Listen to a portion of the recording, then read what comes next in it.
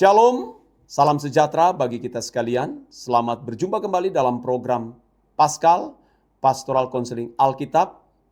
Baik, kita akan segera mulaikan. Pertanyaan yang pertama datang dari seorang pria berusia 22 tahun.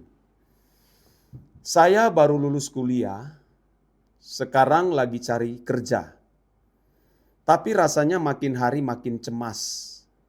Banyak tekanan dari keluarga dan orang sekitar. Kadang bingung, Tuhan sebenarnya lagi bawa saya kemana? Pertanyaan, gimana caranya tetap percaya Tuhan punya rencana? Gimana caranya tetap percaya Tuhan punya rencana? Padahal saya sendiri nggak tahu harus mulai dari mana. Saya tidak tahu yang kamu maksudkan tekanan dari keluarga dan orang sekitar itu kepada kamu masalahnya apa. Ya, tidak dijelaskan di sini. Saran saya kamu jangan fokus ke tekanan dari keluarga dan orang sekitar ya. Jangan fokus ke mereka ya. Tapi fokus saja kepada tujuanmu. Jangan pedulikan apa kata orang mengenai dirimu ya.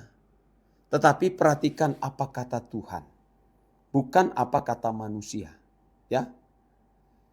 Jangan sampai kamu menghabiskan waktu dengan masalah-masalah tersebut sehingga rencana Allah gagal tergenapi di dalam kehidupan kamu. Apalagi kamu sedang mencari pekerjaan. Ya. Saya memberikan sebuah ayat firman Tuhan kepada kamu. Saya ambil dalam Kejadian pasal 50 ayat 20. Ya, kini kisah mengenai Yusuf. Memang kamu telah mereka-rekakan yang jahat terhadap aku. Tetapi Allah mereka-rekakannya untuk kebaikan. Dengan maksud melakukan seperti yang terjadi sekarang ini. Yakni memelihara hidup suatu bangsa yang besar. Jadi kamu jangan sampai terfokus kepada tekanan-tekanan itu. Mungkin saja tekanan-tekanan tersebut kalau engkau anak Tuhan yang baik, anak Tuhan yang sungguh-sungguh mau benar-benar hidup suci, hidup kudus, Allah bisa mengizinkan semua masalah-masalah di dalam diri kamu atau di dalam diri kita supaya kita benar-benar berkodrat ilahi. Ya. Kita disempurnakan melalui keadaan-keadaan sulit, keadaan-keadaan sukar. Ya. Dengan peristiwa-peristiwa itu justru membuat kita tidak menjadi nyaman tinggal di dunia ini. Karena memang kita bukan berasal dari dunia. Kewargaan kita adalah dari kerajaan sorga. Ya. Fokus saja ke visi kamu, ya, cari pekerjaan, ya, bertanggung jawab, membantu orang tua dan menjadi berkat, ya. Jangan terpengaruh dengan apa kata orang, tapi apa kata Tuhan, ya. Saya kira itu yang dapat saya berikan saran kepada kamu, ya. Tuhan Yesus memberkati. Saya lanjutkan ke pertanyaan selanjutnya. Datang dari seorang wanita usia 27 tahun. Saya aktif di pelayanan, tapi belakangan ini mulai merasa hambar. Kayak rutinitas saja. Enggak ada lagi semangat yang dulu. Pertanyaannya, gimana supaya saya bisa nemuin lagi sukacita waktu melayani? Dan enggak cuma jalanin karena kewajiban. Ya, kamu harus memeriksa diri, ya. Pasti ada yang salah di dalam diri kamu. Kamu pasti sudah mulai mencintai dunia dan mulai terjebak dari satu kesenangan ke kesenangan yang lain. Sebab kalau seseorang benar-benar bersih, suci hatinya, dia tidak akan mungkin mengalami namanya hambar. Apalagi kejenuhan. Ya. Kalau seseorang mulai mengalami kejenuhan berdoa, kejenuhan mulai menyembah, mulai kehilangan sukacita, tidak tahan di hadirat, pasti sudah ada dosa. Pikirannya pasti sudah mulai terjebak kepada hal-hal yang mestinya tidak boleh ditaruh di dalam pikiran. Ya. Pikirannya pasti sudah mulai penuh dengan sampah yang berasal dari dunia ini. Tentu juga bisa melalui gadget yang ada di tangan kita. Ya, itu bisa merusak pikiran kita kalau konten-konten yang kita tonton setiap hari itu tidak rohani. Ya, itu akan mengganggu pikiran kamu. Itu yang membuat pada akhirnya kamu mulai jenuh, ya. Mulai tidak merasakan hadirat Tuhan. Karena dosa, ya, karena dosa. Kalau pikiran kita mulai tercemari dengan dosa, kita mulai kehilangan gairah untuk berdoa, gairah untuk menyembah Tuhan, apalagi membaca firman Tuhan. Karena itu akan mengganggu di dalam persekutuan kita dengan Tuhan. Ya. Tapi kalau kita benar-benar bersih, menjaga pikiran bersih, hati kita bersih, perkataan kita bersih, dan seluruh tindakan kita bersih, saudara, kita akan mendapatkan impartasi spirit dari Tuhan setiap saat. Bahkan berdoa itu bukan lagi menjadi satu kewajiban, menyembah itu bukan lagi suatu kewajiban, tapi menjadi satu kebutuhan dan kerinduan. Ya, kamu harus memeriksa diri. Jangan-jangan kamu sudah mulai duniawi. Ya, saya kasih ayat firman Tuhan dalam 2 Korintus 6 ayat 17. Sebab itu keluarlah kamu dari antara mereka dan pisahkanlah dirimu dari mereka. Firman Tuhan, dan janganlah menjamah apa yang najis, maka aku akan menerima kamu. Jadi kita harus keluar dari kebiasaan-kebiasaan buruk. Atau jangan-jangan kamu bergaul dengan orang yang tidak takut akan Allah. Atau yang spiritnya saudara rusak. Walaupun dia Kristen, tapi spiritnya bukan spirit anak Allah. Jangan bergaul. Ya, berteman boleh saja. Tapi kalau sudah berbagi cerita, ya, saling curhat, jangan. Rusak rohmu. Karena firman Tuhan mengatakan pergaulan yang buruk bisa merusakkan kebiasaan yang baik. Ya, kamu harus menghindari itu, ya.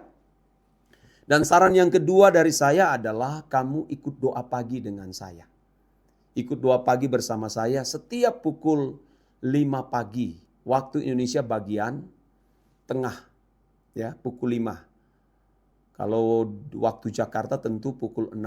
Tapi waktu Indonesia bagian tengah, karena saya berada di Manado, Anda bisa mengikuti doa pagi saya setiap jam 5 waktu Indonesia bagian tengah. Ya, cari di channel YouTube kita, GSKI Rehoboth Tomohon. Anda akan menemukan dan Anda bisa mengikuti doa pagi setiap hari. Anda akan mendapatkan impartasi, ya, impartasi spirit, dan kamu pasti akan makin hari makin rohani dan makin mencintai Tuhan. Oke, itu saran saya dari saya. Tuhan Yesus memberkati, kamu luar biasa, ya. Maju terus dalam Tuhan. Oke, saya lanjutkan kepada pertanyaan yang selanjutnya, datang dari seorang pria usia 35 tahun. Sebagai kepala keluarga, saya ngerasa harus kuat dan nyukupin semuanya. Ya, sebagai kepala keluarga saya ngerasa harus kuat dan nyukupin semuanya. Oh, itu bagus, itu adalah tanggung jawab. Ya, sebagai kepala rumah tangga. Tapi dalam hati sering khawatir. Apalagi soal keuangan. Kadang takut banget gagal mencukupi kebutuhan istri dan anak-anak. Pertanyaan, gimana caranya bisa benar-benar berserah sama Tuhan? Tapi tetap bertanggung jawab sebagai suami dan ayah.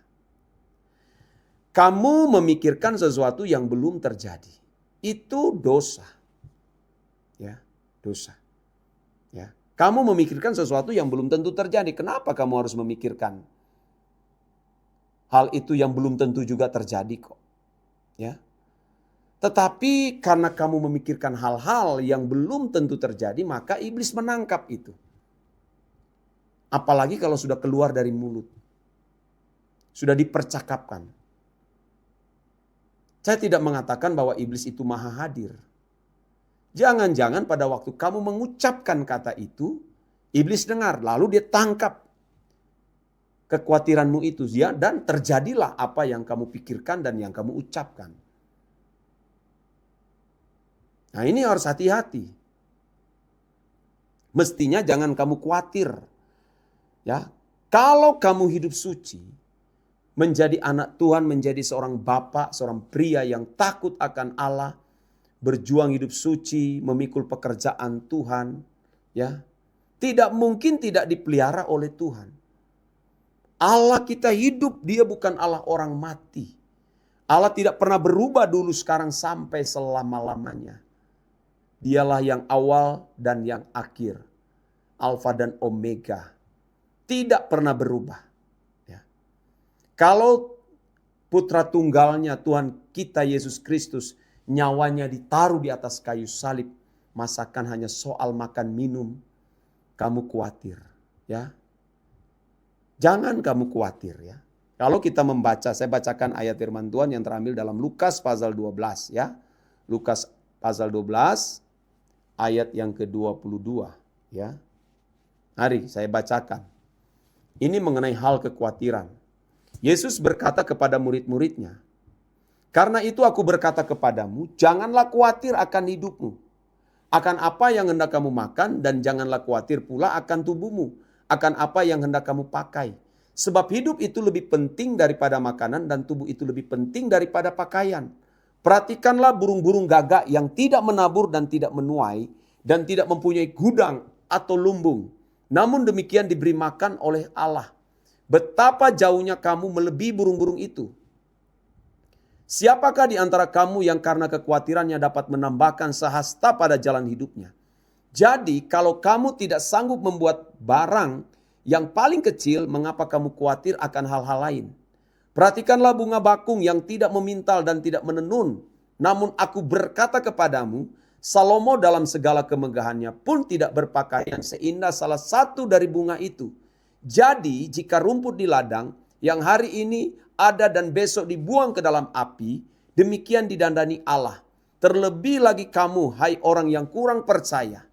Jadi janganlah kamu mempersoalkan apa yang akan kamu makan atau apa yang akan kamu minum. Dan janganlah cemas hatimu.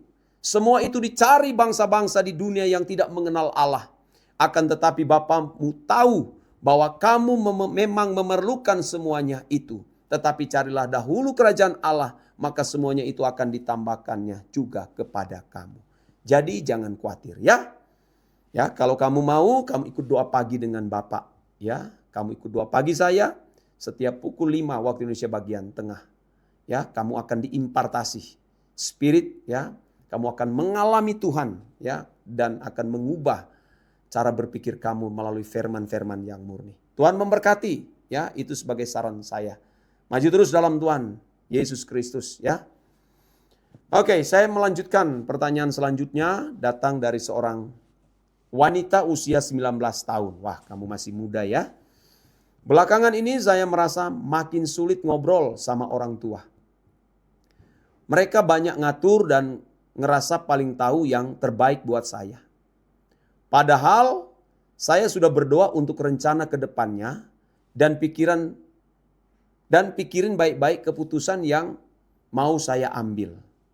Pertanyaan, gimana caranya tetap jaga hubungan baik sama orang tua? Tapi juga tetap jalanin hidup, tetapi juga tetap jalanin hidup sesuai yang saya yakini benar di hadapan Tuhan. Nah, kamu tetap menghormati apa pendapat mereka tentang kamu. Ya. Sekalipun itu mungkin bertolak belakang dengan pemikiran kamu. Kamu tetap menghargai pendapat mereka. Ya, karena mereka itu adalah orang tua kamu. Ya, tentu mengetahui, ya, mereka yang mengurus kamu, mereka yang membesarkan, mereka yang melahirkan, ya. Tidak ada orang tua yang menginginkan anaknya gagal. Ya. Semua orang tua pasti menginginkan anaknya berhasil, sukses, ya. Kamu harus belajar mendengar, menjadi pendengar yang baik, ya, tanpa membantah. Kamu dengar saja apa perkataan orang tuamu mengenai kamu. Ya, jangan langsung merespon dengan negatif, ya. Didengar saja tanpa membantah. Ya, langsung katakan aja siap mam, siap pap. Apa ruginya? Ya, apa ruginya? Nah, saran saya jangan sekali-kali kamu berdebat, ya, apalagi sampai bertengkar dengan orang tua. Jangan. Walaupun itu bertentangan dengan kehendakmu. Jangan pernah berdebat dengan orang tua, ya. Tetap kamu hormati dia. Tetap kamu hormati mereka, ya. Saya kasih firman Tuhan, ya, yang terambil dalam Efesus pasal 6 ayat 1, ada beberapa ayat ini sangat penting, ya, sebagai landasan, ya, kamu sebagai anak atau kita sebagai anak terhadap orang tua. Efesus 6 ayat 1, hai anak-anak, taatilah orang tuamu di dalam Tuhan, karena haruslah demikian. Kolose pasal 3 ayat 20, hai anak-anak, taatilah orang tuamu dalam segala hal. Nah, dalam segala hal. Karena itulah yang indah di dalam Tuhan. 1 Timotius 5 ayat 1, janganlah engkau keras terhadap orang tua, melainkan tegurlah dia sebagai bapak. Tegurlah orang-orang muda sebagai saudaramu. 1 Petrus 5 ayat 5, demikian jugalah kamu, hai orang-orang muda, tunduklah kepada orang-orang tua. Dan kamu semua rendahkanlah dirimu seorang terhadap yang lain. Sebab Allah menentang orang yang congkak tetapi mengasihani orang yang rendah hati. Jadi kamu dengar saja. Jadilah pendengar yang baik. Ya, jangan membantah, jangan bertengkar. Ya. Dan teruslah hidup suci, hidup kudus. Jangan lupa kamu harus mencari Tuhan setiap hari, ya. Ya, janganlah bersandar pada pengertianmu sendiri. Tapi bersandarlah kepada Tuhan, maka Dia akan meluruskan jalanmu. Tuhan memberkati. Semangat, maju terus, ya, di dalam Tuhan. Oke, saya akan lanjutkan ke pertanyaan berikut. Datang dari seorang pria usia 30 tahun. Saya punya dosa yang terus saja saya ulang. Saya punya dosa yang terus saja saya ulang. Yang tidak bisa saya sebutkan. Ya, enggak usah sebutkan, ya. Sebab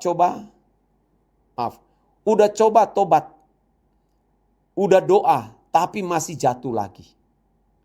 Pertanyaan, apa mungkin saya bisa benar-benar lepas dari dosa ini? Kadang saya capek sendiri dan ngerasa Tuhan juga mungkin udah bosan. Ya. Tidak ada dosa yang tidak diampuni oleh Tuhan. Semua dosa, apapun dosa itu, tetap ada pengampunan dari Tuhan apabila dosa itu diakui. Diakui, ya.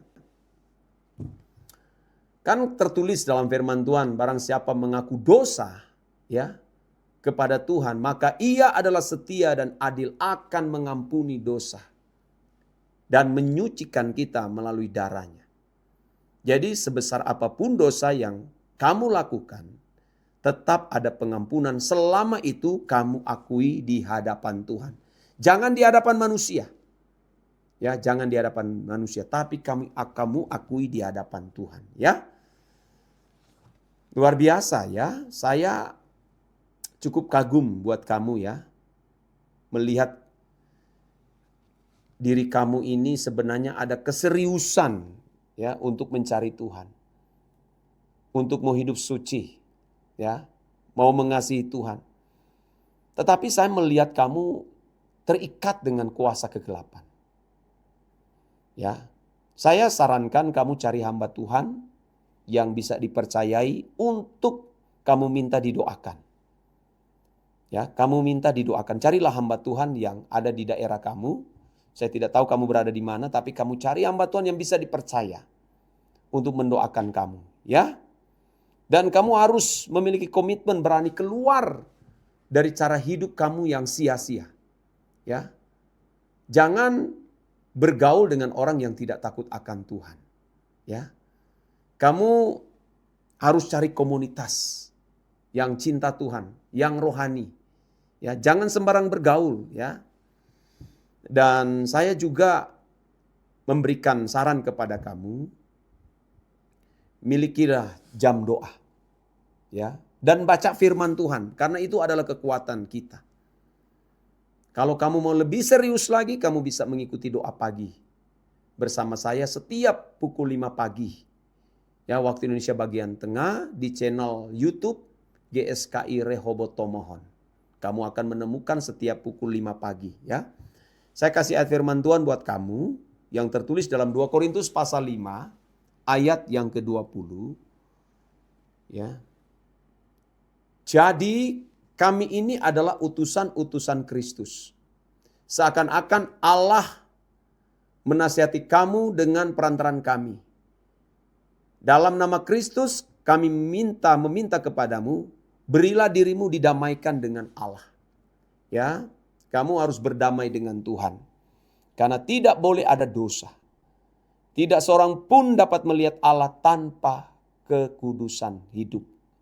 Ya, kalau kamu juga membaca Ibrani pasal 12 ayat 14, itu kalimatnya kan luar biasa. Berusaha hidup damai dengan semua orang dan kejarlah kekudusan. Sebab tanpa kekudusan tidak seorang pun dapat melihat Allah. Ya, kamu masih punya kesempatan. Bertobatlah dengan sungguh-sungguh. Dan berdamailah dengan Tuhan. Jangan lupa cari hamba Tuhan untuk mendoakan kamu.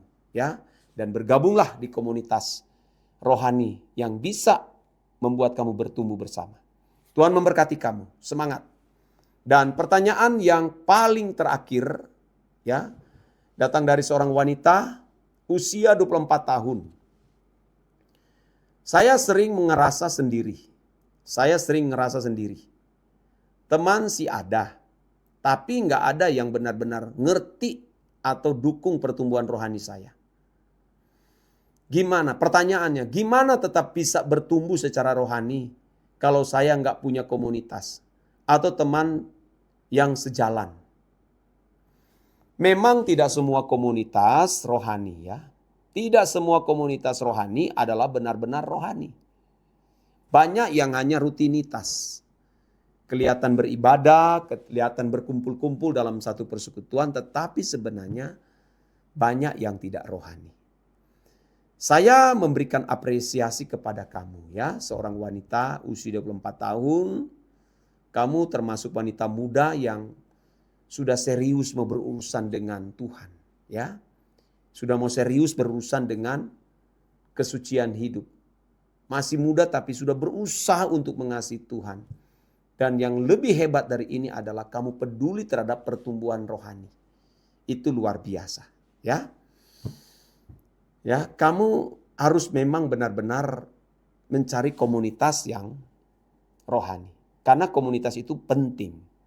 Tetapi apabila belum menemukan komunitas yang bisa menjadi satu frekuensi membuat kamu bisa bertumbuh secara rohani, kamu ke gerejalah, ya, setiap minggu di mana kamu terdaftar. Bergerejalah di tempat itu. Ya, kecuali gereja itu ya tidak rohani.